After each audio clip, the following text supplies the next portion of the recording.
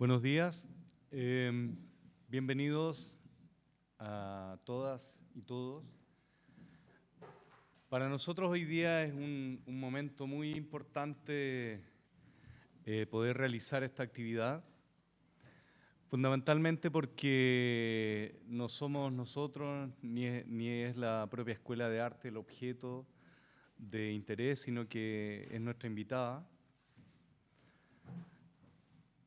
Y la necesidad de estar con ella hoy día es un poco compartiendo una sensación que tiene que ver con lo que planteó Octavio Paz el año 91, cuando él recibe el premio Nobel y hace un discurso y plantea que tiene serias sospechas de que se ha pasado gran parte de su vida como latinoamericano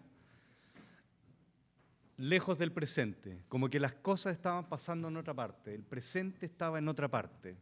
Esa escisión, esa angustia que tenía Octavio Paz, a mí me alegró mucho conocerla y leerla, por compartir también un sentimiento que uno tiene desde la perspectiva también de la construcción de una narrativa y de una cultura latinoamericana.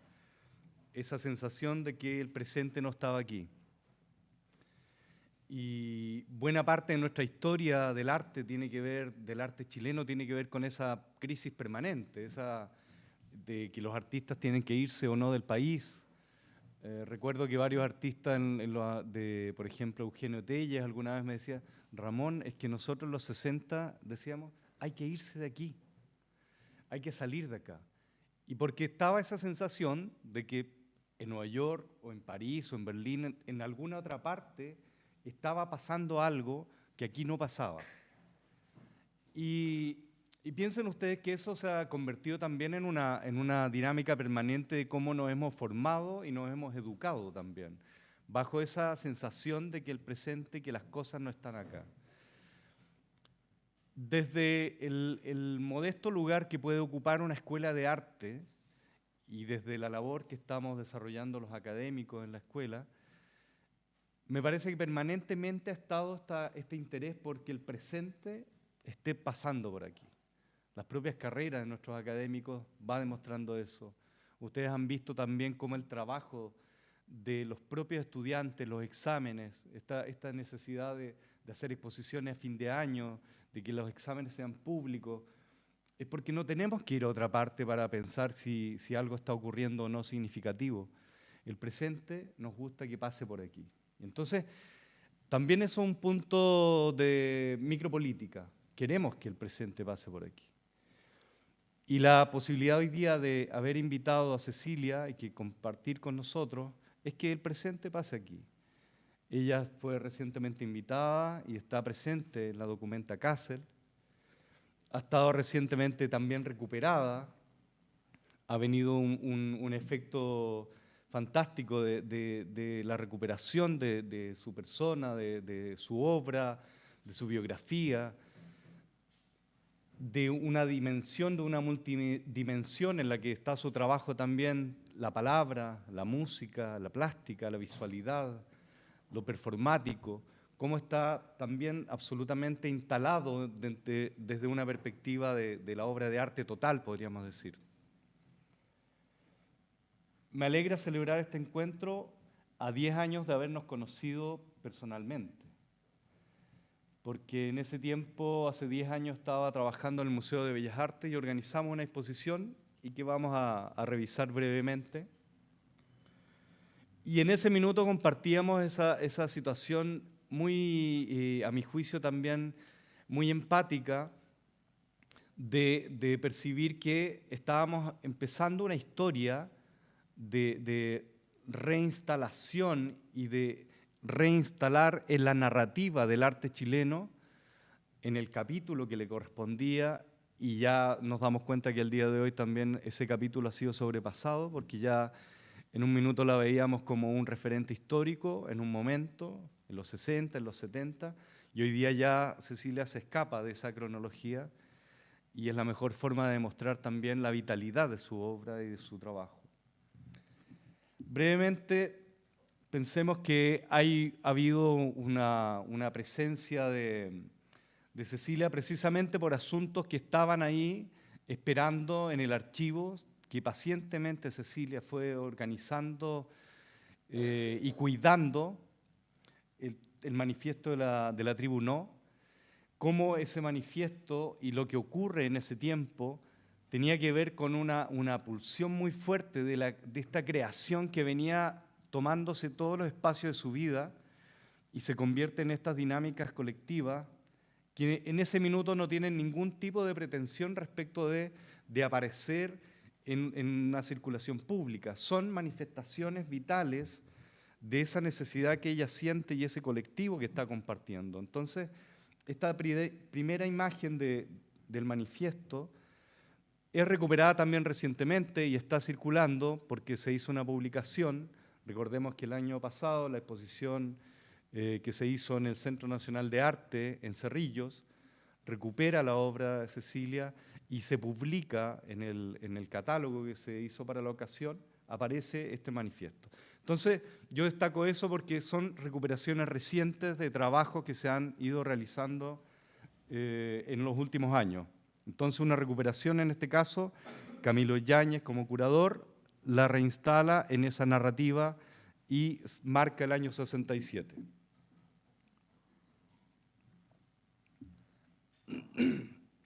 Esto es historia. En la rotonda del Museo Nacional de Bellas Artes fue donde nos conocimos, a través de una curatoría que hizo Alberto Madrid en ese minuto, Salón de Otoño. Y era reinstalar esta acción que desarrolló y esta exposición que desarrolló Cecilia el año 72, cuando fue invitada por Nemesio Antunes a realizar un Salón de Otoño, una experiencia que vamos a ver en qué consistió, que fue, digamos, en su momento bastante radical. En este minuto vemos que esa recuperación se hace con una cita literal. Hojas del parque forestal ya no son instaladas en la sala y en el suelo del espacio, sino que ahora están al interior de una vitrina. Y en la otra vitrina se publican unas piezas por separado de Sabor a mí, también de ese año. Y se establece un contrapunto con una pintura de la colección del museo que es de Pablo Burjar, Otoño en el Forestal. La relación entonces activa de un artista contemporáneo que estaba dialogando y que era en este caso a través de la mirada de Alberto, está dialogando con esa dimensión otoñal, con ese tiempo, y al mismo tiempo presentamos imágenes de archivo que la propia Cecilia había realizado en acciones sucesivas que realizó en el parque forestal recolectando hojas. Pusimos el libro y nuestra fundamental ayudante, la madre de Cecilia, y Alberto allí junto a Cecilia. Recuperando esta historia, recuperando una historia que es de archivo, es decir, imágenes de esa primera exposición, que fue una intervención que a mi juicio está absolutamente en la línea también del trabajo de la crítica institucional, sin que supiéramos que se trataba de crítica institucional. Hoy día la leemos y la miramos como esa resistencia a la institución, a sus protocolos, a sus formatos. Llenar todo el espacio de hojas del parque forestal y que se titulara Salón de Otoño era un gesto de una subversión muy valiosa para ese contexto. Por eso es que estas imágenes son los primeros antecedentes de lo que podríamos decir y señalar esta primera crítica institucional de primer momento. Bueno, la historia, el presente. Valioso reconocer cómo hay dos presencias chilenas en esta documenta, Cecilia Vicuña y el proyecto de Ciudad Abierta de Amereida. Y en ese contexto fue valioso también reconocer cómo hay una cantidad de perspectivas con las que se podrían haber pensado a lo mejor estas relaciones de por qué la presencia de Cecilia Vicuña, por qué la presencia de Ciudad Abierta en el contexto de Amereida. Lo que vamos a ver tiene que ver con esa necesidad de recuperar asuntos, por ejemplo, textos que habían al interior y que fundamentaban, por ejemplo, la dimensión creativa de Cecilia en esta publicación, cómo hay una presentación de lo que ella está diseñando en ese minuto.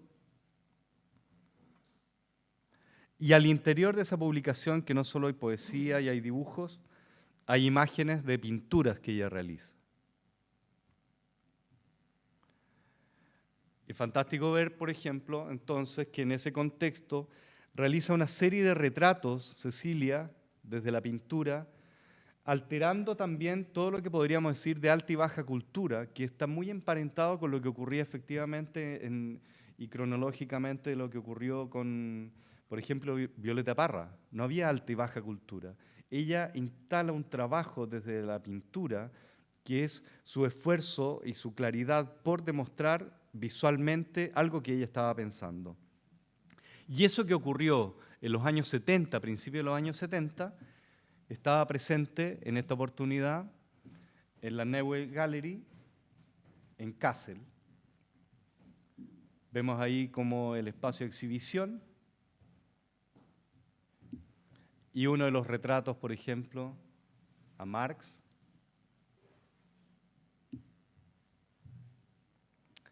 Ven ustedes el cruce de estéticas en este caso, lo colonial compartiendo espacio con una especie de pintura que digamos, de una libertad expresiva y gestual muy grande, con una serie de elementos irónicos también y críticos que están al interior de las imágenes.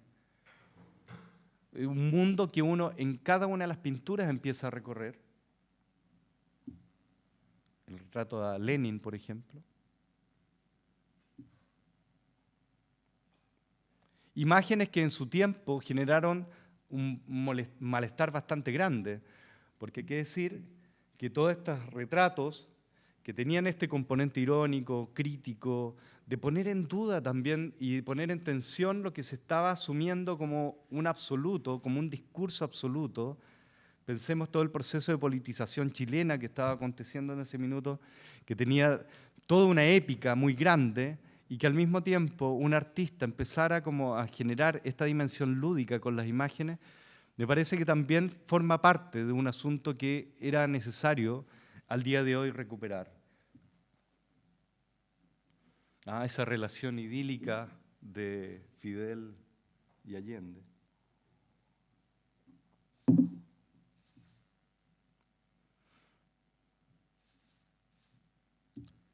Pero al mismo tiempo, plena conciencia histórica, a propósito de presentes.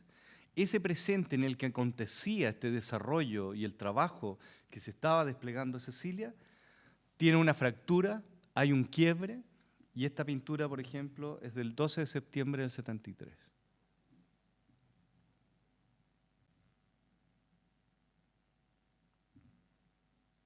Vean ustedes ahí, en esa esquina, un elemento muy, muy significativo de esa pintura, de esa fecha.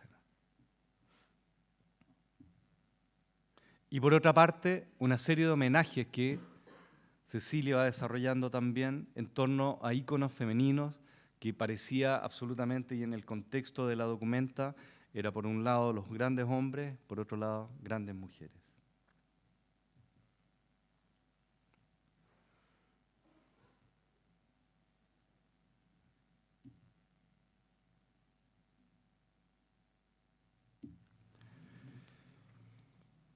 A propósito de itinerancias, nos permitimos entonces desde el hoy, desde lo que está aconteciendo, por ejemplo, en el contexto de la documenta, reubicar una experiencia que es micropolítica, una acción muy leve, que supuso establecer directa relación con lo que estaba aconteciendo en Chile en el año 79, y Cecilia, desde Bogotá, establece esta acción, y es una acción de derramar la leche en la misma sintonía de lo que estaba haciendo el CADA en ese minuto. Había un compartir, también una resistencia, una poética, y por lo tanto había también una relación con el globo, es decir, había una geopolítica.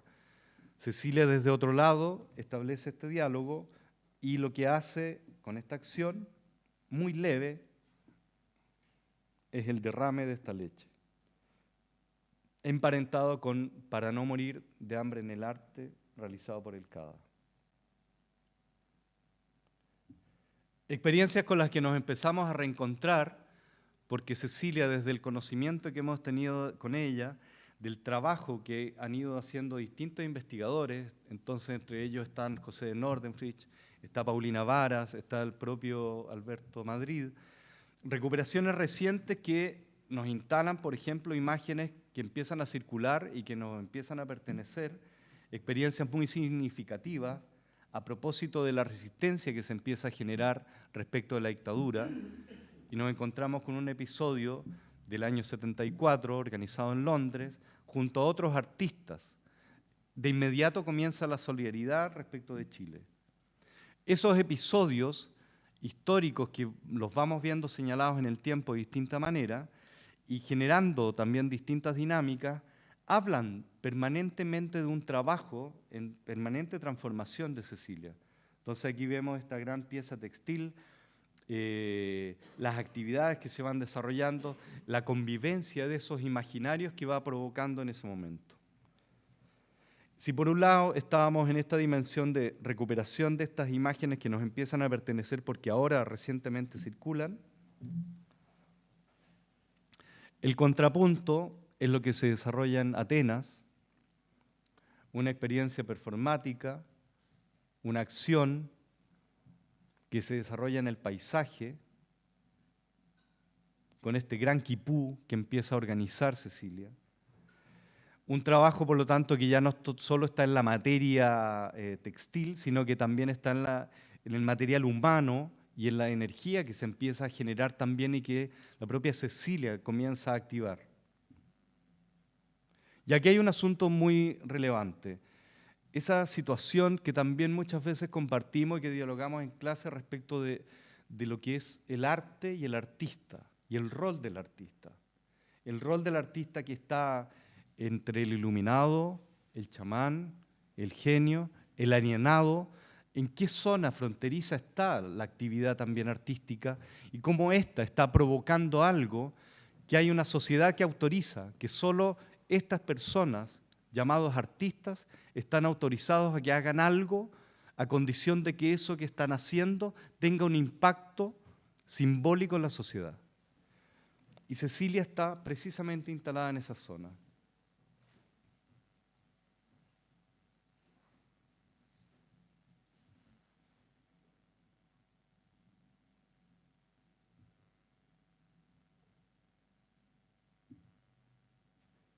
Y al interior del Museo de Arte Contemporáneo en Atenas, a través de una museografía que no deja de llamar la atención, Adam Simchik, el director actual de la Documenta, establece una museografía que a mi juicio tiene un contrapunto respecto de esta crítica institucional también señalada y que tiene una versión contemporánea.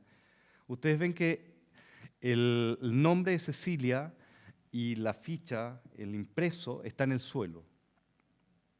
Entonces, para observar quién es el autor de la obra, uno tiene que mirar hacia el suelo. Un gesto que me parece muy valioso porque de inmediato es disponer el suelo y el espacio de una manera distinta a como uno tendría que ir a informarse siempre habitualmente los textos junto a las obras y en el muro. En este caso están puestas en el suelo. Desarrolla esta pieza, vemos el proceso.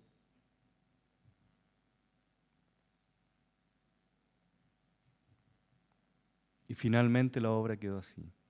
Una gran obra monumental. Vean ustedes el perímetro y el espacio que hay alrededor también, junto a este artista de Camboya, impresionante él también. Y este esfuerzo entonces, este derrame de materia, cayendo al suelo con todo su peso, con toda su gravedad,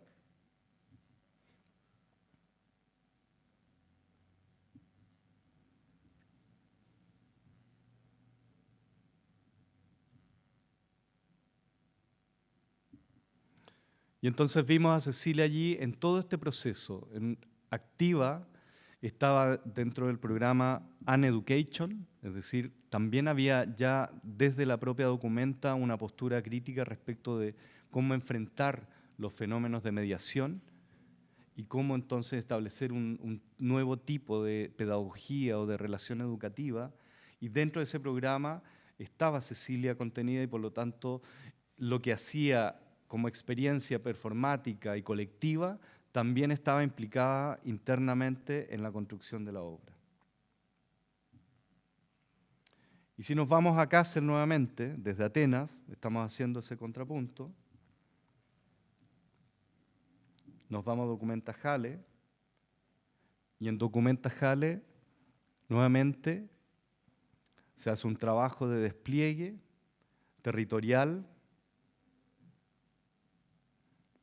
desde el río que surca el paisaje ahí de Kassel, se lleva estas lanas de manera colectiva, se realiza este ritual,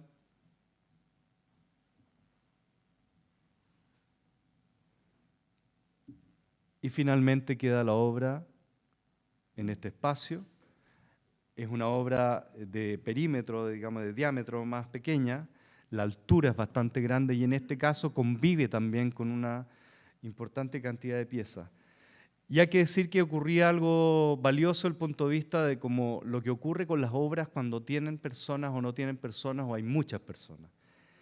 Y lo que ocurrió es esto, que había tanta gente en Kassel, a diferencia de lo que ocurría en Atenas, que también es un asunto que me parece valioso explicitar, de cuando siempre se reflexiona en una escuela, de cuando hay obras que quedan increíbles sin gente, y después cuando hay público, ¿qué pasa cuando hay tanto público? Entonces también me pareció valioso poder presentar esta imagen también como una obra que ha sido generada bajo unas condiciones de trabajo colectivo, a través de un ritual, donde la voz, la palabra, la música activa en la pieza, culmina esto como una obra que se instala finalmente en el lugar y queda como una pausa en un museo, en este caso la pausa en esta exposición, al interior de esta documenta, y sin embargo con el flujo de gente tan grande, una obra también sometida a tensión por el propio público, y la necesidad institucional nuevamente como de marcar esta pieza, y ustedes ven que está marcado el suelo, y está marcado el perímetro para que el público no se acerque. Como el lado también de cómo la propia institución empieza a leer las obras. Con esta imagen y con este breve resumen de trabajos en alguna línea también conectados con lo que a nosotros nos interesa, me he permitido presentar el trabajo de Cecilia, un breve marco introductorio de un presente que está aconteciendo. Cecilia está presentando allá, ahora está en el Museo Nacional de Bellas Artes también. Estas recientes recuperaciones que nos alegran, porque creo que Cecilia necesitaba y merecía un lugar entre nosotros. Cecilia, por favor. Gracias.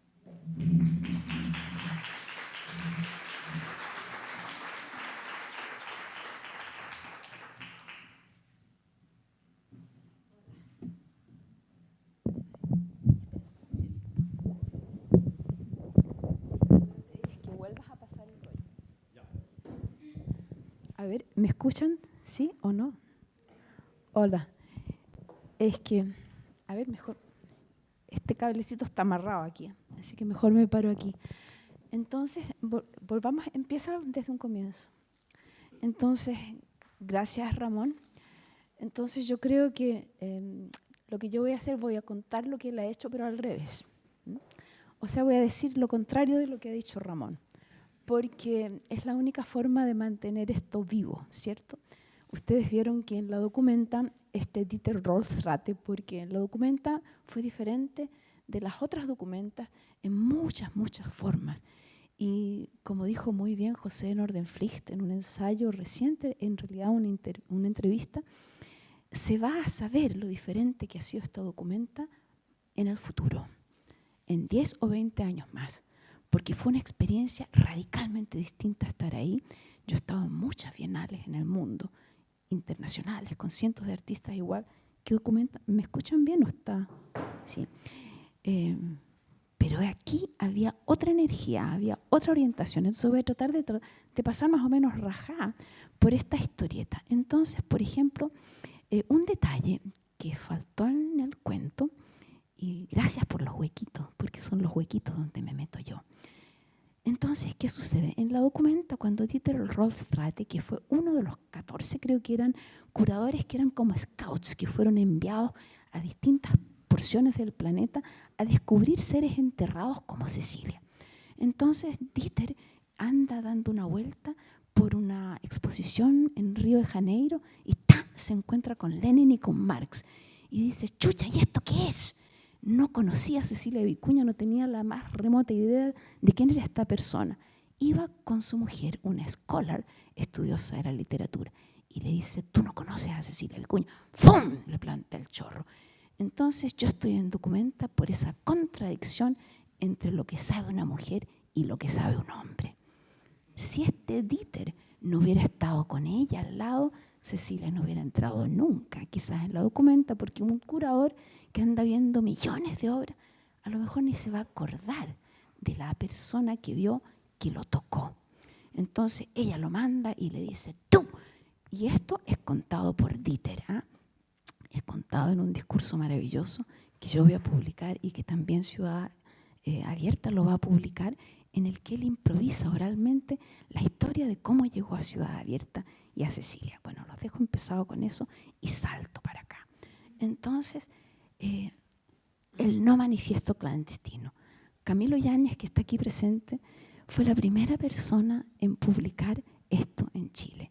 Cachen la fecha, 22 de septiembre de 67. Y yo creo que Camilo lo puso ahí porque esa era justo la fecha de inauguración del Centro Cerrillo. Entonces con eso Camilo como que aterrizó como un avión esta cuestión en el aeropuerto que existía cuando yo era niña. Y de hecho yo crecí en el campo cuando la Florida era totalmente silvestre, llena de caminitos de tierra, lagunas, sapos, hoyos. ¿Para qué decir lo increíble que era la Florida al pie de esa cordillera infinita, azul y negra? Entonces ahí está la Cecilia volviendo a los Cerrillos como otro avión podrido. Bueno, muy bien. Entonces, ¿qué sucedió? Que gracias a que Camilo se interesó en publicar el no manifiesto de la tribu, no, yo me puse a leer en mis propios diarios, porque cuando yo era una adolescente santiaguina, yo hice un texto que se llama El Diario Estúpido, 2000 páginas que todavía están inéditas. Y por culpa de Camilo me meto a leer este asunto y descubro que yo escribí el no manifiesto clandestino mucho antes de inventar la tribu no. Entonces, estoy leyendo yo ahora como vieja en la época de los Cerrillos, o sea, hace un año atrás más o menos, y leo este texto y me quedo completamente asombrada porque hasta a mí se me había olvidado que yo había escrito el no manifiesto sin que existiera la tribu no. Entonces, cuando se dice que la tribu no era un colectivo, eso es poner la mente de ahora en lo que era la mente de los 60. En los 60 hay una niñita chica, una Cecilia que tiene, ¿cuántos años puede haber tenido? 67, 18 años tenía. 18 o 19, 19 porque era septiembre. Tenía 19 años. Y estoy pensando que hace falta un no manifiesto clandestino, ¡pum! Y lo escribo. Y después de que está escrito el no manifiesto, Cecilia dice, achucha, falta una tribu para que manifieste este no manifiesto. E invento el concepto de la tribu no. A la tardecita llega un grupo de mis amigos huachacas de ese momento y yo les presento el no manifiesto de la tribu no. Y les digo, oye, ahora nosotros somos la tribu no. Ah, me dicen, miran el manifiesto, lo tiran para un lado y se olvidaron.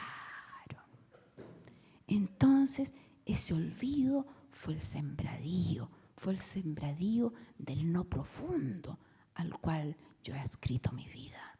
Entonces, gracias a ese olvido, empezaron a pasar una serie de movimientos y de actos de la misma tribu que en su profundo olvido ha pasado a convertirse en una leyenda. Entonces es una leyenda paradójica que se basa en ese olvido.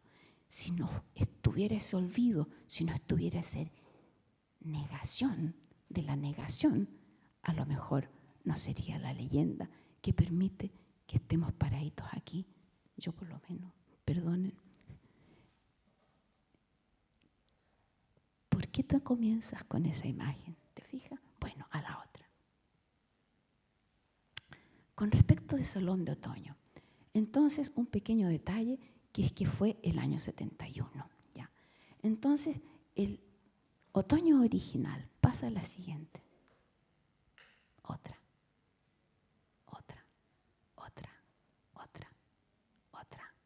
Mi mamá. Es que para mí que tú pongas esta foto en que está mi mamá y está Alberto y yo detrás, pero mi mamá en primera fila es la hueva más fantástica del mundo. ¿Por qué? Porque siempre se ha dicho que esta fue una obra de la tribu Naka.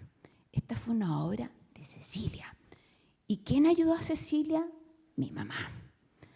Cuando llegaron 3 camiones cargados de hojas de los parques de la Quinta Normal y del Parque Forestal, llegaron estos camiones y depositaron una gigantesca montaña de hojas frente a lo que se llamaba la puerta de las exposiciones transitorias de la sala forestal. Otro detalle olvidado de la arquitectura de los años, qué sé yo, ¿desde cuándo existiría esa exposición transitoria? Los que saben historia deben saberlo, desde los años 30, 40, vaya a saber uno de cuándo. Pero eso estaba vivo en los años 70, 71.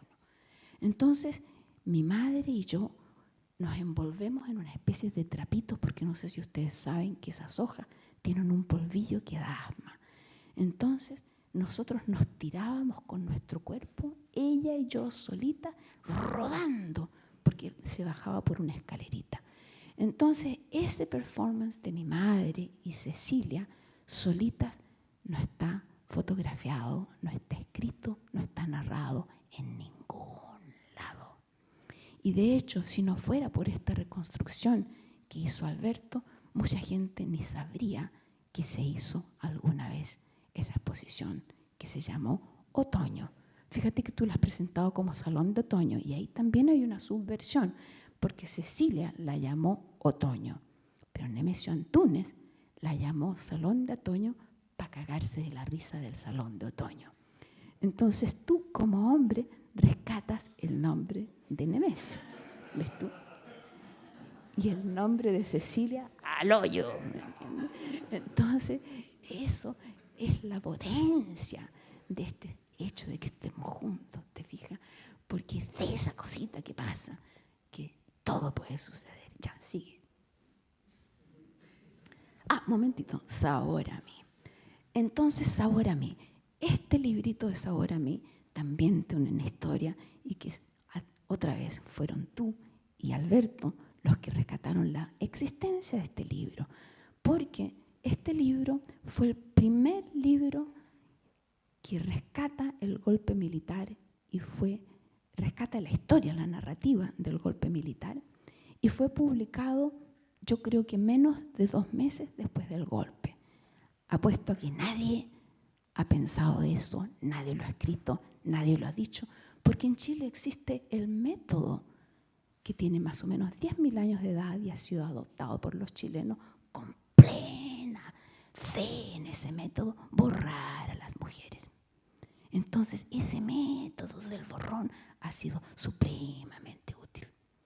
Pero ya no va a resultar. ¿Por qué no va a resultar?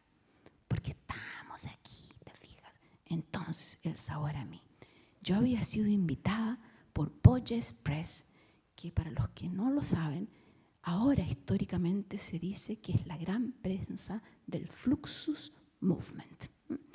Yo cuando chica no sabía eso, pero simplemente esta prensa me invitó a publicar un libro. Yo estaba recién llegada a Londres y Felipe Ehrenberg, que era el cofundador junto con David Mayer de Bojes Press, se enteraron de que yo estaba ahí, ¡pum!, de inmediato me invitaron. Entonces yo empecé a construir un libro de artista, que era una belleza de todos mis objetos precarios, fotografiados en un museo de Londres, toda una cuestión fantástica. Cuando ¡ta! El golpe militar. Faltaban 2 semanas para que mi libro fuera a prensa. Entonces yo en esas 2 semanas dije, a la cresta con el libro de artista, a la cresta con mis objetos precarios. Aquí lo que hay que hacer es un documento de todo lo que va a desaparecer de Chile. Y eso es lo que es ahora a mí. Hice 250 copias escritas, diseñadas, impresas por mí en una máquina offset y un mimeógrafo. Ese libro de inmediato se exhibió en el ICA de Londres. Este es el Top Museum de Arte Contemporáneo. Ahí lo cachó la BBC de Londres. La BBC de Londres hizo un documental sobre Cecilia. Se pasa un sábado en la noche a las 7 p.m. Eso es prime time para la BBC de Londres. Y todas estas cosas que parecen increíbles son aún más increíbles narradas ahora, casi 50 años después. Porque indica primero que nada que la BBC de Londres en esa época estaba dispuesta a hacer una película sobre una persona como esa autora de ese libro. Cáchense lo que es la BBC ahora, puro establishment 100%. Pero en esa época, hasta en Londres, que era dominado totalmente por el gobierno conservador, tan violento y brutal como el de ahora, esos conservadores de ese tiempo eran, como se dice en Buenos Aires, niñitos de pecho comparados con los conservadores que hay ahora, que son nazis 100%. Bueno, sigamos. Tú me avisas cuando ya sea hora de parar, Bernardita, porque sin eso yo sigo de largo, mira que es un peligro. Ya, entonces, bueno, eso ya les conté, sigue nomás, para adelante, para adelante. Ah, un detalle. Fíjense una cosa maravillosa que ha hecho acá Ramón, que es que rescató esas 4 imágenes y puso, fíjense, en el, ¿cómo se llama? En el de abajo, donde Fidel está con la pierna en pelota, ¿ya? Entonces, es un detalle muy importante del Chile de ese momento. No sé si ustedes han escuchado que cuando Roberto Mata fue invitado, creo que por Nemesio Antunes, en realidad la historia no la sé bien, pero en la época de la Unidad Popular, yo me acuerdo que Nemesio Antunes era muy marginado por la izquierda chilena, que estaba enojada de que él fuera el director, porque él era una persona que había estado en ese cargo gracias a Frei y no a Allende. Pero Allende lo mantuvo porque Nemesio era simplemente un tipo iluminado. Bueno, entonces Nemesio lo invitó a Roberto Mata. Y Roberto Mata dio unos talleres, como unos seminarios de conversación, y nadie quería ir, porque la izquierda los consideraba los dos unos pitucos pasados de moda. Muy bien, entonces yo fui uno de los pocos artistas que fue a ese seminario. Entonces lo conocí a Mata y gracias a eso, bueno, después Mata trabajó conmigo en Artists for Democracy y muchas otras historias que tampoco les voy a contar. Pero lo importante es que Mata en ese momento empezó a circular por la Unidad Popular Chilena y habló un lenguaje que nadie hablaba en Chile en ese momento. Y empezó a hablar del socialismo erótico. Y yo tengo un recorte de prensa porque yo, después de que hice mi exposición en el Bellas Artes el año 71, me invitaron a exponer en Antofagasta e hice una segunda versión de la exposición de pinturas, poemas y explicaciones, que fue la que hice después de otoño, allá en Antofagasta, en un boliche asqueroso de la Universidad de Antofagasta, pero maravilloso porque estaba al lado del mercado. Entonces venían cientos de personas. Y ahí me hacen una entrevista y tengo el recorte de la prensa de Antofagasta que dice algo así: esta sí que está buena, el socialismo tiene que ser erótico. Entonces el lenguaje de esa nota era ya una burla de Cecilia. Entonces yo, desde que empiezo a salir en la prensa chilena con mis exposiciones en Bellas Artes, después la exposición en Antofagasta, ¿cuál es el tono de la escritura sobre Cecilia? Ridiculizarla, porque ya es lo último, esta pobre estúpida. Entonces, eso para mí es realmente en este momento, y bueno, hace años que lo pienso así, es como el título de honor. Si me hubieran alabado o si hubieran dicho, ¡ay, qué bueno! Algo no funciona, ¿no es verdad? En cambio, si se burlan, si te hacen aparecer como ya la cosa peor que pudo existir, sin embargo, ¿por qué lo escriben? ¿Por qué lo publican? También eso te dice que hay una prensa donde eso se puede hacer. Ahora ya no es tan claro. En esa época había una libertad de prensa que aquí, hoy en el Chile actual, no se puede ni soñar las cosas que se publicaban. Bueno, pero lo importante, y me estoy contando demasiadas historias, parece, es que Fidel tiene la pierna en pelota. Sigue.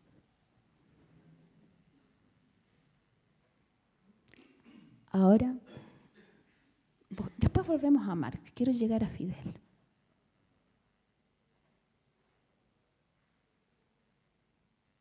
Ahí.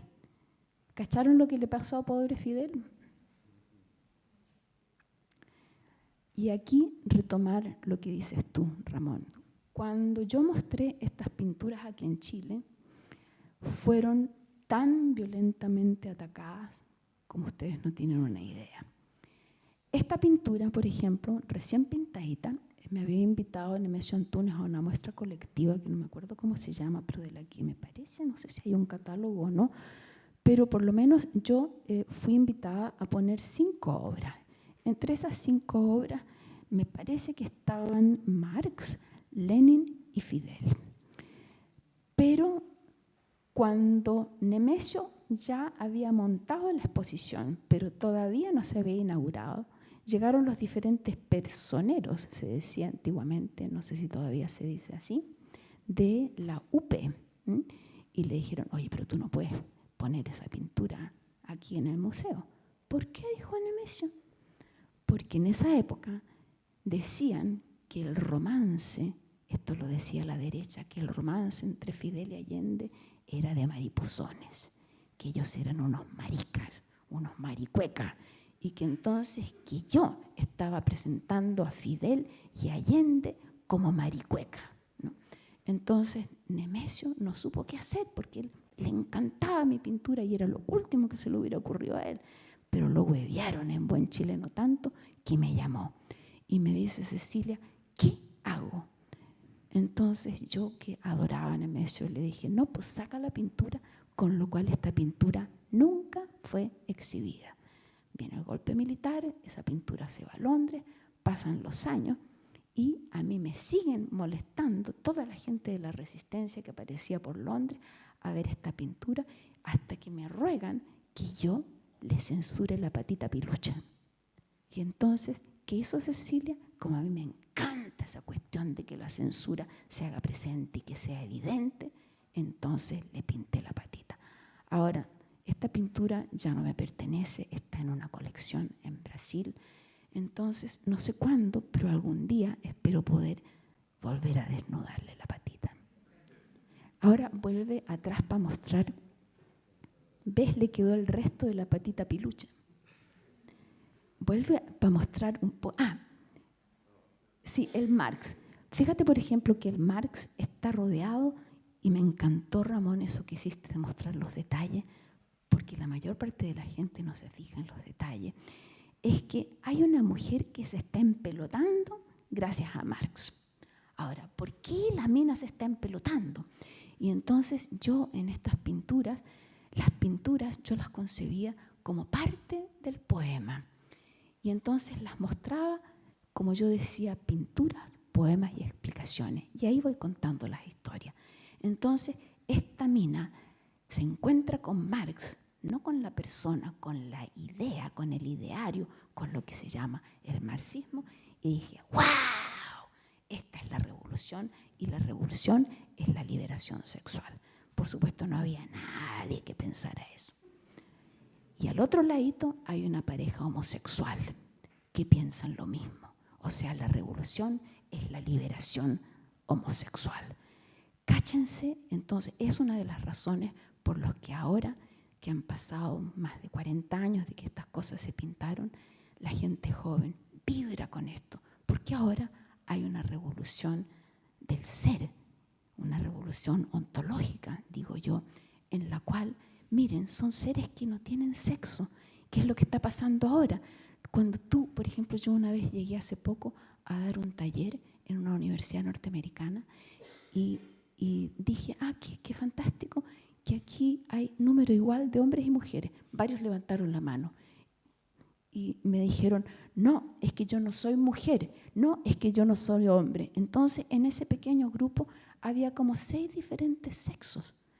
Y eso es lo que está pasando ahora. Y eso es lo que estaba pasando en estas pinturas. ¿Te fijas? Entonces, ¿qué es lo que hace que las pinturas manifiesten realidades que no están ni en el pasado ni en el futuro, sino que están en ese presente del que tú hablabas? Porque ese presente radical es la condición del pensamiento indígena, del pensamiento propio nuestro, y que es lo más perseguido de este mundo, porque es el pensamiento que puede permitir transformar el mundo. ¿Sí? ¿Y tenemos cuánto tiempo más? ¿Sí? ¿Hasta mañana? No, mentira, ya. Entonces, Lenin, a ver, ¿alguien ve las chanchadas que hay ahí?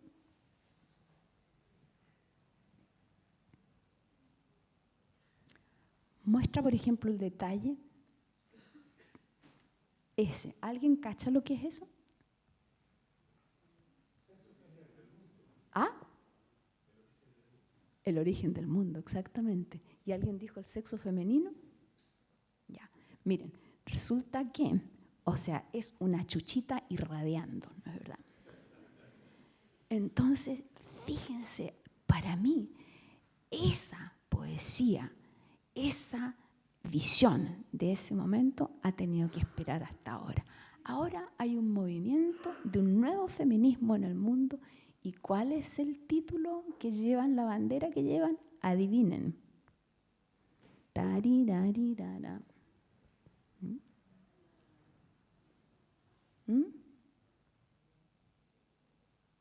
Nadie lo quiere decir, pero yo ya lo dije. Es la chuchita irradiando. ¿Te fijas? No con esas palabras, sino que con la palabra que se usa en inglés para insultarla. Entonces es como que las mujeres ahora han agarrado la misma onda de los indios que adoptaron la palabra indio como insulto para convertir el indio en una invención intelectual, epistemológica, ontológica, de rebelión contra el mundo establecido para crear otro mundo. Entonces, ese movimiento que es lingüístico, que es visceral y que es de las mujeres, lleva como nombre ya no feminismo, sino canto. Chucha. Ya, bien, sigamos.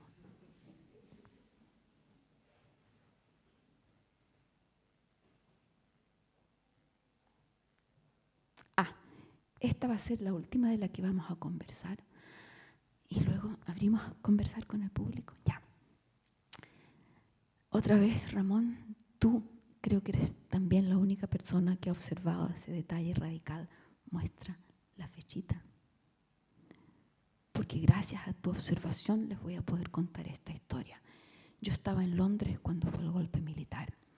Yo vivía ilegalmente en mi taller, que era un edificio, una antigua escuela judía en el barrio de Jack the Ripper. Jack the Ripper es el asesino que estrangulaba a las prostitutas. Esto es en el East End de Londres. Entonces yo estoy pintando el día 11 de septiembre y de pronto, como a las 9 de la noche, alguien golpea la puerta. Era otro de los artistas que había visto, no sé si en la tele o en la radio, que había habido un golpe militar en Chile. Entonces llega corriendo a mi taller y me dice: Cecilia, Allende está muerto. Entonces, esto yo lo he narrado precisamente en la última página de mi libro, Sabor a mí, y es una narración que nunca ha sido recogida por nadie en Chile. Nadie nunca se ha dado cuenta de que eso está ahí. Y lo que narra es que yo en ese mismo momento empiezo a pintar y me pasé toda esa noche pintando esta pintura vuelve una atrás. Y lo que yo vi en ese momento es una gran gota de sangre que va cayendo al abismo. Y está pintado el abismo como era el acantilado que yo había visto en Antofagasta, el desierto y el océano Pacífico. Y esa gigantesca gota de sangre es Allende mismo, el espíritu de la Revolución chilena. Y si ustedes se fijan, es la imagen de lo que empezó a pasar. Poquito después de eso empiezan los raptos, los secuestros de la gente, el asesinato de los prisioneros desaparecidos, y los empiezan a colgar de los helicópteros y a tirarlos al mar.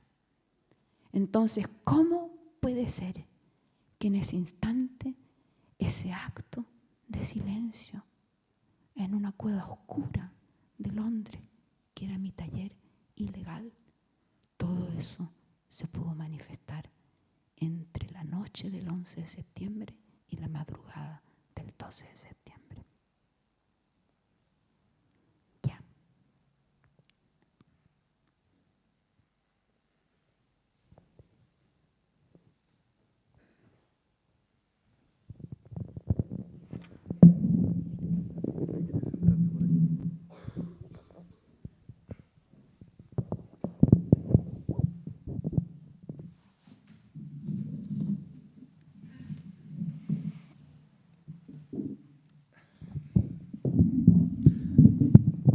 ¿Tú querías preguntas? ¿Diálogo? Abrimos el diálogo.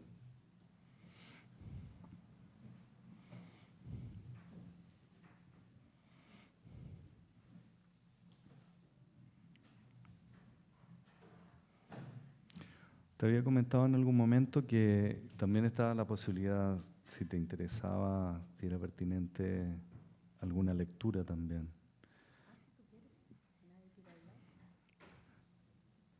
¿Les parece una lectura? ¿Sí? Hay interés.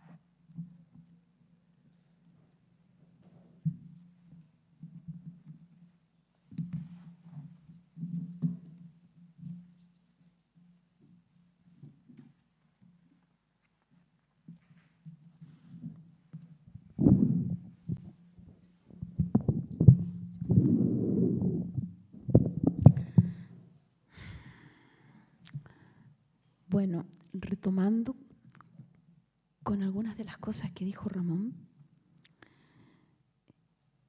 quería leerles acá una pequeña nota. Este libro es 2 libros en uno. Por este lado es un libro sobre Cecilia, con varios textos de estudiosos norteamericanos, ¿ya? Y se llama en inglés Lo precario, el arte y la poesía de Cecilia Vicuña. Y por el otro lado se llama Qui Poem, que es una palabra inventada por Cecilia, que es mitad quipu y mitad poema, pero pensada desde el español es ¿qué poema? Porque una de las cosas con mi trabajo es que no se sabe qué es. No es ni arte ni poesía, sino algo que no es ninguna de las dos cosas y que es las dos cosas. Entonces, cuando a mí me invitaron a hacer este libro, yo propuse, no es verdad, ellos me dijeron que yo hiciera un catálogo razonado de mi obra, como una historia. Ustedes conocen los catálogos razonados, una fotito y una pequeña nota descriptiva.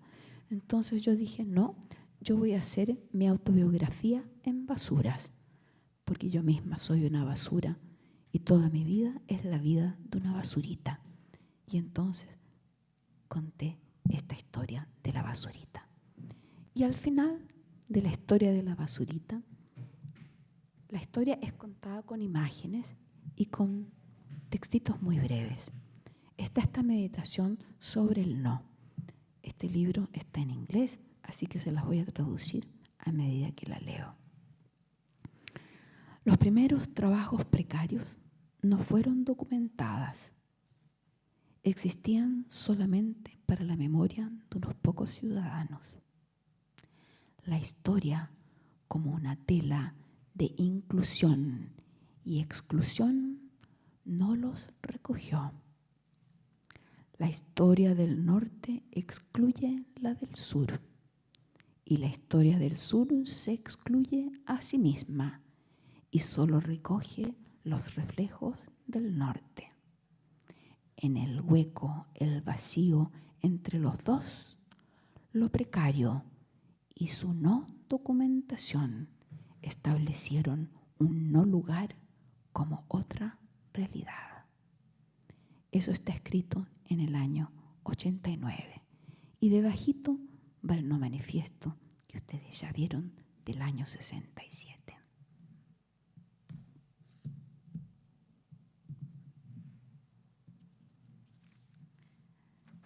Esta mañana, pensando en la invitación de Ramón, pensé que lo que me gustaría hacer era compartir con ustedes lo que estaba pasando en mi computador.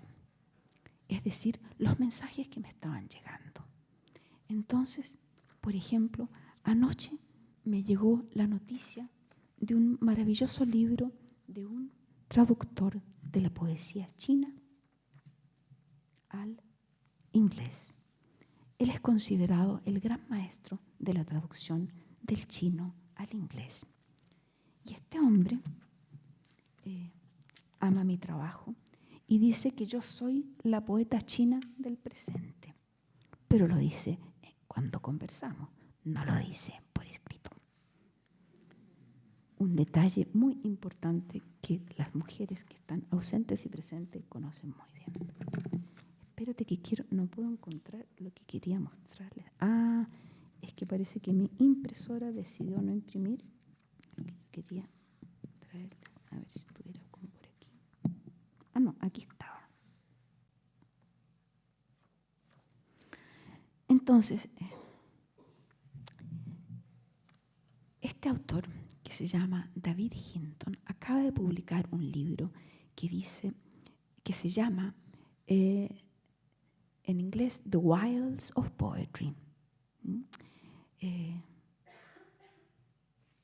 Es decir, lo silvestre de la poesía. Entonces me manda este mensaje y el mensaje lleva por título la siguiente frase. El nuevo libro de David Hinton sobre la poesía norteamericana moderna como una vanguardia ecológica. Dice, una ecopoesía que teje la conciencia a lo cósmico en una forma radical y fundamental. Esto, en otras palabras, implicando que esta es la novedad. Entonces yo le escribo de inmediato a mi amigo David, que es como hermano mío, y le digo, fíjate qué interesante el eco de lo que yo escribí en el año 73. Solamente lo copié en inglés, perdonen, porque yo lo escribí en español, por supuesto. Pero esto está publicado en Mi Sabor a Mí del año 73. Los paisajes salvajes silvestres son el dominio de la poesía, la nación extendida para la recuperación de los sentidos. El socialismo y las tierras salvajes son las únicas cosas que nos pueden salvar. Entonces, fíjense ustedes el hecho de que ese pensamiento, escrito en Chile en el año 73, borrado en Chile, borrado en Estados Unidos, borrado en todas partes. Entonces, eso permite que, a propósito de lo que tú decías, ¿por qué ellos son los dueños del presente? Porque ellos siempre se autopresentan como los creadores, los inventores de los conceptos de lo que en inglés se llama de labels. Por ejemplo, yo inventé el concepto del arte precario en Latinoamérica. Lo inventé por ahí como por el año 66 y a partir de ahí estoy llamando a mi obra lo precario o arte precario. Nunca ese concepto ha sido recogido por ningún historiador, ni latinoamericano, ni del hemisferio norte, como un concepto que es paralelo al land art y anterior al land art, al movimiento del arte conceptual, porque basta que un invento de una categoría sea creado por una india mestiza como yo en Sudamérica para que no exista. Fija, es como una correlación matemática. Entonces, eso es lo radical de lo que tú estás implicando, Ramón, con ese presente. Porque ese presente es un presente empoderado, ¿te fijas? ¿Y cómo se empodera el presente? Solamente a decir presente. Aquí estoy, mírame, te estoy mirando presente. Es decir, una relación ¿qué? Hay que crear esa palabra. Es decir, en que tú tienes conciencia de que el presente tiene conciencia de ti y tú del presente. Y en esa interacción se crea el poderío, el arco de las alianzas con todo su poderío, como dijo la Violeta. Ya.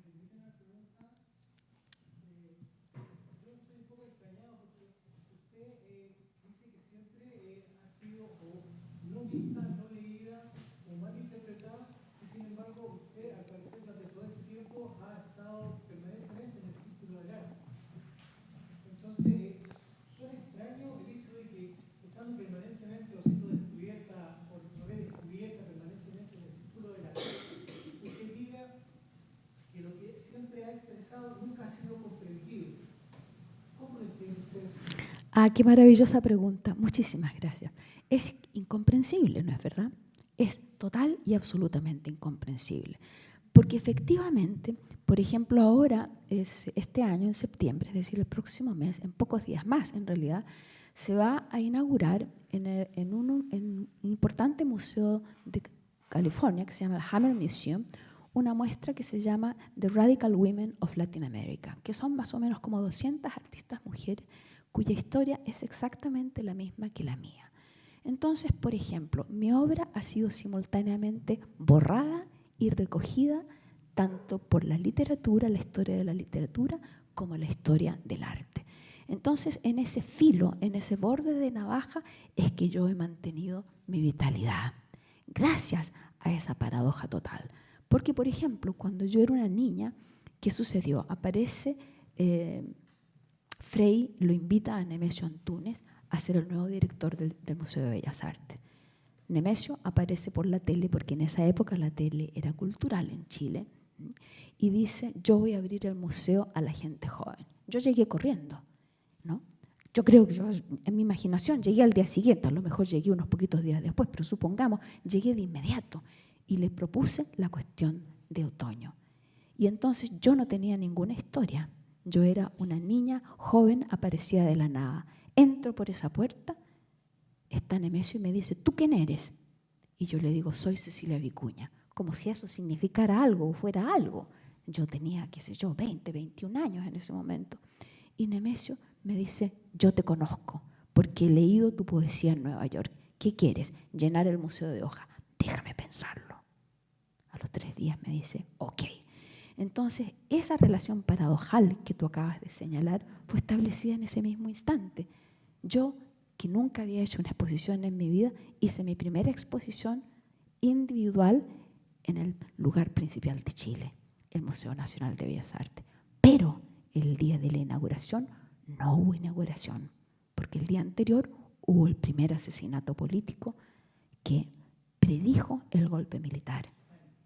Entonces, para que mi obra, El Otoño, fuera mencionada en un libro chileno, pasaron más de 30 años. Y esa mención fue una frase en un libro. ¿Te fijas? Entonces, las dos cosas son realidad. Cecilia estuvo ahí y no estuvo. Entonces, esa paradoja que tú has señalado también es lo que yo soy. Es lo que es cualquier mujer creadora.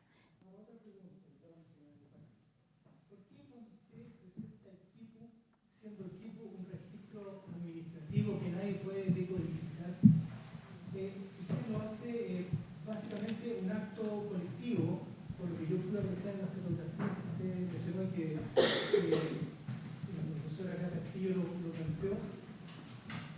¿Cómo nadie logró entender la profunda ironía y desprecio que se da hacia la comisión que la elige y que la exhibe tanto en Grecia como en Alemania, de entender que ese es un sinsentido absoluto? ¿Cuál es el sinsentido? Exprésalo. Lo que yo entiendo básicamente como el KIPU es un código de un registro administrativo del Imperio Inca, en que ellos tienen la data de todos los elementos habitantes, insumos, animales de su reino, de su imperio, pero que es por provincia. Eso llega después al centro administrativo y los estadísticos del imperio saben cuántos granos hay, cuántas vacas hay, cuántos animales, si hay reservas para el invierno, etc.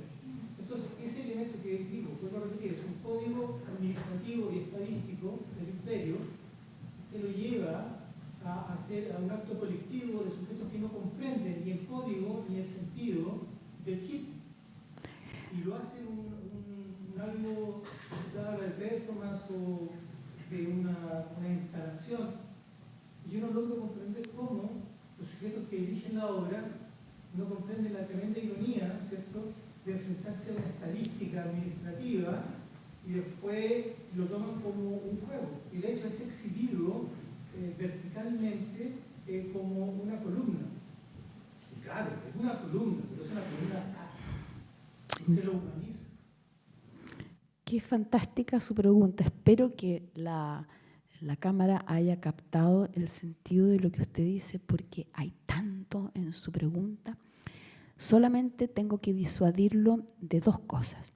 Una es que los curadores, al invitar a Cecilia a hacer un quipu, tenían plena conciencia de que Cecilia ha creado a lo largo de 50 años una visión del quipu que no es la misma que está en los libros de historia.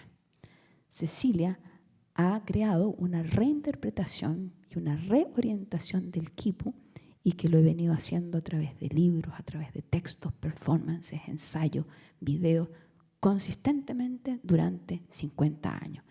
Momento, entonces, ¿qué sucede?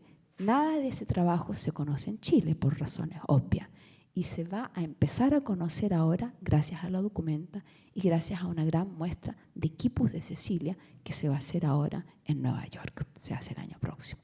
Entonces, ¿qué sucede? Yo he escrito que el quipu, primera cosa, no es un invento inca, tiene 5.000 años de edad. Los quipus más antiguos que se han encontrado ya formados como estructura compleja de significación y de transmisión del conocimiento tienen 5.000 años. O sea, que para ese momento ya tiene que haber una historia anterior, lo cual hace que el quipu sea quizás incluso más antiguo que la escritura, que tiene alrededor de 4.000 años, según nosotros la conocemos, la escritura que comienza en el Medio Oriente. Y eso lo sabe muy poca gente y lo dice aún menos gente, solamente los arqueólogos que trabajan con esas cosas.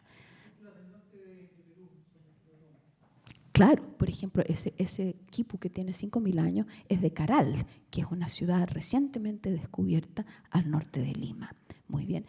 Pero hay otra cosa. Entonces Cecilia hace toda una interpretación que está basada en estudios de matemáticos y especialmente de una mujer matemática que se llama Cilly Asher, que ella dice que el quipu viene del útero, que la invención del quipu está inspirada en el cordón umbilical. Entonces Cecilia establece una creación del quipu como un cordón umbilical cósmico que pasa a través de la menstruación, porque la menstruación es el don cósmico del cuerpo de las mujeres. ¿Te fijas? Entonces, por esa, en inglés se dice the heft, el peso de una interpretación que tiene una multitud de textos y pensamiento detrás, es que los curadores no me invitan pensando que yo estoy haciendo un juego. No es un juego. Y tampoco es correcto decir que es una obra colectiva, porque es una obra individual y colectiva a la vez. Porque este es el concepto de Cecilia. pero Cecilia invita al público. Cuando yo hago una gran escultura monumental de 10 metros de alto, no la puedo hacer sola, la hago con un grupo de 10 asistentes. ¿Hace eso que sea una obra colectiva? No, ¿te fijas? Es colectivamente construida.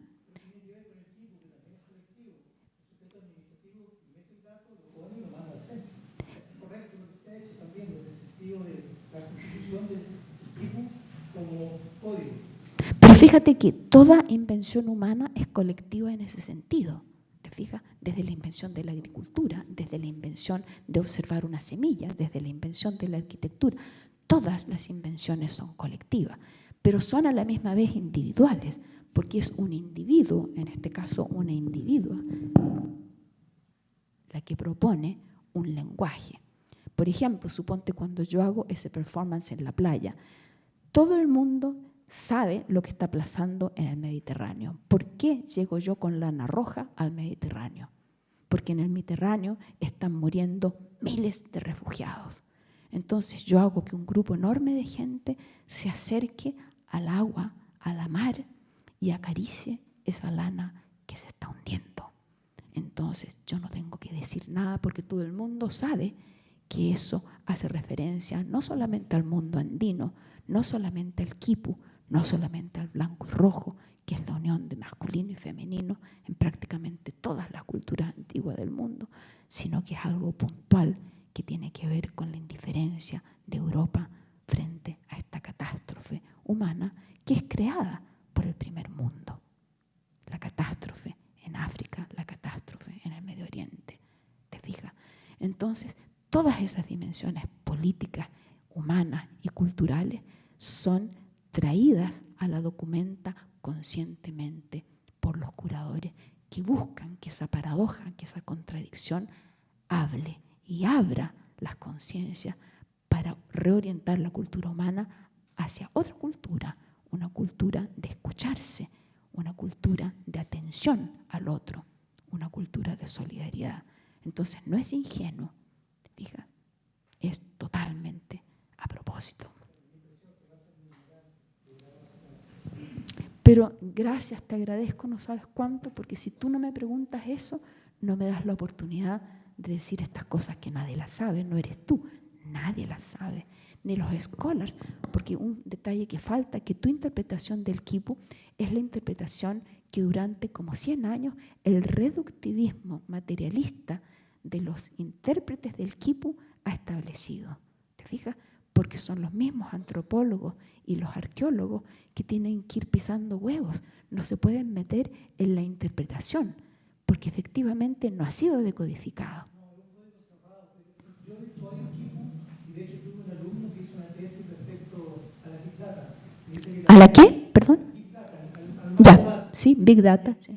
El macrodato en Mesoamérica y Sudamérica es básicamente el equipo, porque tiene un sentido lineal, vertical, pero también de gráfico, en el sentido que cada nudo, cada color va estableciendo una cifra y un sentido de datos. La interpretación, que es correcto que usted menciona, es el hecho que sí ha sido visualizado como un sentido netamente administrativo, pero hay intuiciones desde también la antropología que plantean que son también básicamente crónicas. Este es una cronista, el quipu también es una crónica. Lo que pasa es que, claro, se visualiza y se masifica como un dato administrativo porque es sobre lo único que pueden especular. Desde lo que es la academia, del antropólogo, el sujeto que ve el resto. De hecho, vuelvo a repetir, siendo fragmentario y siendo un código no decodificado, tiene también un sinsentido muy potente. Creo que esa es la amalgama artística que efectivamente yo rescataba. No sabía todos los datos que se me daban, se lo agradezco, voy a empezar a leer. Claro, sí. Mira, es maravilloso eso que dices del sinsentido y es profundamente real. Porque el arte, si no tiene sinsentido, no está vivo, ¿te fijas? Porque el arte, lo más profundo que tiene en relación con la ciencia es que funciona a través del no saber. Porque es una investigación, es una exploración de lo que es posible o imposible, ¿te fijas? Y entonces, ¿qué pasa? Que, por ejemplo, que el quipu tiene otra dimensión, que es el seque, que es una dimensión virtual. Y yo he trabajado con esa doble dimensión del quipu hace muchos, muchos años, desde que descubrí que esa dimensión virtual del quipu existía, ¿ves? Claro, por supuesto, muchas cosas, pero esas cosas circulan en inglés. En Chile nunca jamás ha habido interés en estas cosas, pero a lo mejor llegará ese interés. Cecilia, ay, qué fuerte esto, qué intensidad. Aquí el profesor Madrid le quiere hacer una pregunta. Más que pregunta, a modo de apostilla, me parece relevante lo que ha pasado hoy en relación a cómo señalaba el inicio Ramón desde el presente como acontecimiento. Yo creo que lo que de algún modo ha sucedido hoy con tu intervención me parece interesante esa variante de lo performático y la historia, porque en la práctica, por cierto, en el sistema, como se dice, en el sistema de arte chileno, en las últimas décadas ha habido una significativa pulsión de archivo, y en ese contexto es que ha aparecido la recuperación de tu obra y darle el lugar que corresponde. Y desde esa perspectiva me parece interesante el contrarrelato que tú estableces, y eso indudablemente se inscribe en las últimas prácticas de lo que se denomina el revisionismo historiográfico, y no solo a partir de los documentos. Y en ese sentido me parece importante incorporar la memoria y lo performático del artista como reescritura y relectura que ha sucedido hoy. Gracias, Alberto. Sí, es maravilloso. Por ejemplo, yo escribí un texto que se publicó, esa es una cosa que se me había olvidado, que se publicó en una revista de Concepción, porque una de las cosas interesantes que está pasando en Chile es lo que pasa en las provincias. Eso me causa fascinación, por ejemplo. Y en Concepción publiqué un textito en el cual yo hablo del quipu como archivo. Por ejemplo, en la exposición que curó Paulina Varas, que se llama Artists for Democracy, el archivo de Cecilia Vicuña. Entonces yo planteé, por ejemplo, que la exposición tenían que ser quipus. Entonces, ¿cómo presentar una historia de un movimiento del cual yo y esa es otra cosa muy interesante, es que ha tomado más de 40 años de que mi nombre aparezca como fundadora y cofundadora de Artists for Democracy, porque durante todo este periodo mi nombre fue borrado en el hemisferio norte, ¿te fijas? Entonces, cuando reaparece, gracias a esta muestra, con su catálogo y todo eso, esa historia, yo digo, el archivo más profundo de América es un archivo espacial, es un archivo táctil. Entonces, es un archivo que es texto y que es quipu a la vez. Y tú viste que yo hice 2 quipus en esa muestra. Y luego hice este texto, que no sé, nunca nadie me ha comentado. Está en una revista muy buena. ¿Cómo se llama esa revista que sale en Concepción? Esa, Alza Prima. Está en Alza Prima hace, no sé, un par de años, una cosa así.